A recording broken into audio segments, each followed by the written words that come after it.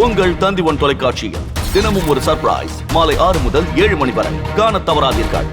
மது ஒழிப்பு மாநாடு நடத்துவதால் தேர்தல் களத்தில் பின்னடைவு ஏற்படும் நிலை வந்தாலும் நோக்கத்திலிருந்து நாம் விலகக்கூடாது என்று விடுதலை சிறுத்தைகள் கட்சியின் தலைவர் திருமாவளவன் கூறியுள்ளார்.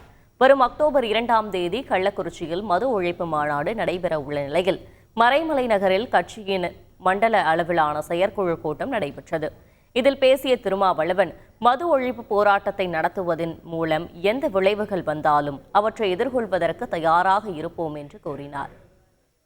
இப்படி ஒரு போராட்டம் நடத்துவதனால் தேர்தல் களத்தில் நமக்கு பாதிப்பு ஏற்படும், கூட்டணியில் நமக்கு சிக்கல் ஏற்படும், 2026 தேர்தலில் நமக்கு பின்னடைவு ஏற்படும் என்ற நிலை ஏற்பட்டால் கூட